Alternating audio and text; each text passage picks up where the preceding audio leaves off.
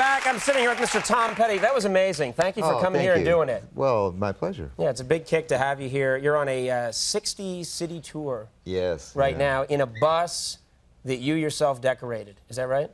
Well, we add to it as we go. We put the colored twirling lights and beaded doors and things like that. Vending machines. You've turned it into an opium den, is what you're saying. Yes. Tom Petty, a rock icon whose music defined generations, embarked on his 40th anniversary tour in 2017 with the Heartbreakers. What should have been a triumphant celebration of an illustrious career became a sad final chapter, marked by hidden struggles and unwavering dedication. Behind the electrifying performances and adoring crowds lay a story of physical pain, medical challenges, and the relentless demands of life on the road. This tour, culminating in a series of legendary shows at the Hollywood Bowl, would be Petty's last stand, a bittersweet finale to a remarkable journey through rock history. Join us as we look into the untold story of Tom Petty's final tour. The toll of touring. You miss very much that immediacy, you know, the immediate sort of approval or disapproval of an audience, you know. So I think it's important if you're going to be a group that you do go out and play in front of people.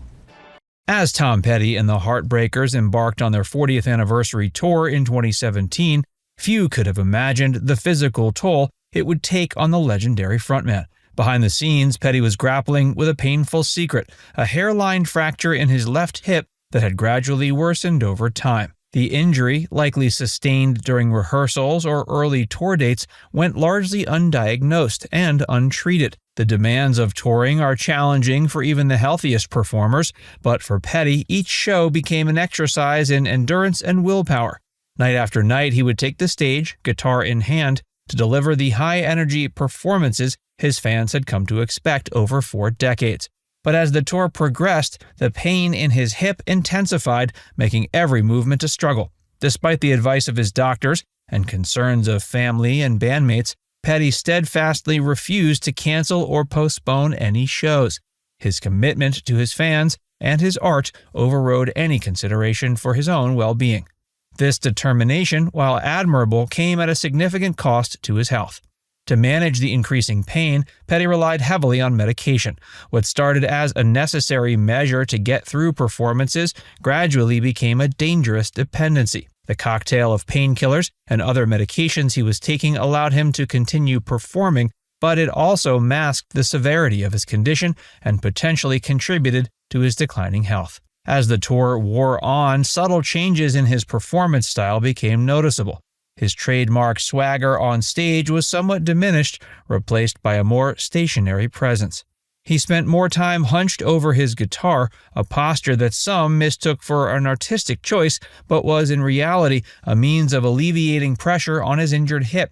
The toll of the tour wasn't just physical. The constant pain and the stress of maintaining his public persona while privately suffering took an emotional toll on Petty, but he persevered. By the time the tour reached its final leg, Petty was operating on sheer willpower. Each performance was a testament to his dedication to his craft and his fans. But as the final notes of the tour rang out, it was clear the cost had been immense. The toll of touring had pushed Petty to his limits, setting the stage for the tragic events that unfolded in the days following the tour's conclusion.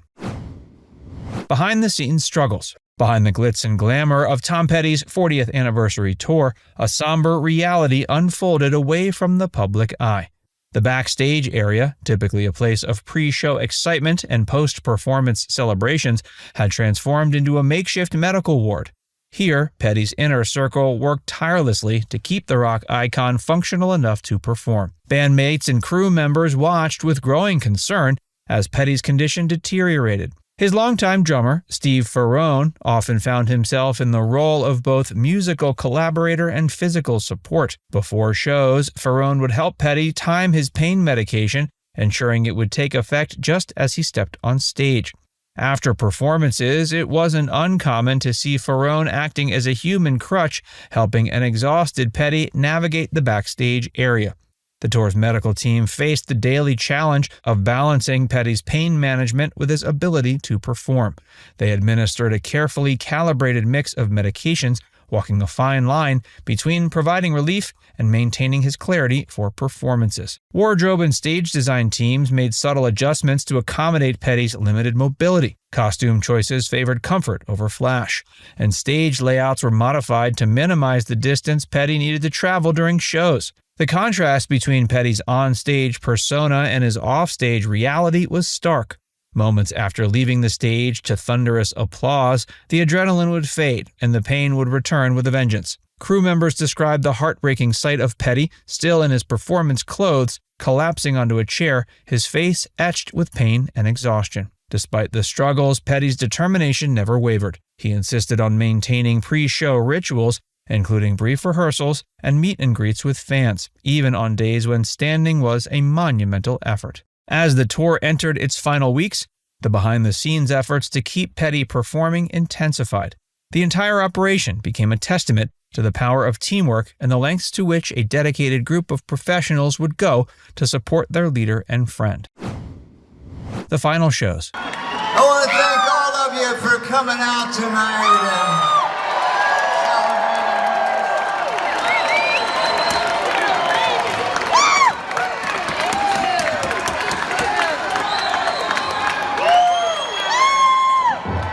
We love you dearly. I want to thank you for 40 years of a really great time.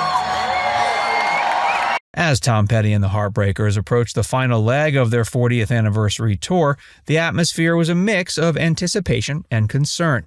The last shows, including a 3-night run at the iconic Hollywood Bowl in Los Angeles, were meant to be a triumphant conclusion to a legendary career. But for those closest to Petty, these performances were tinged with anxiety about his deteriorating condition. The Hollywood Bowl concerts took on an almost mythical significance.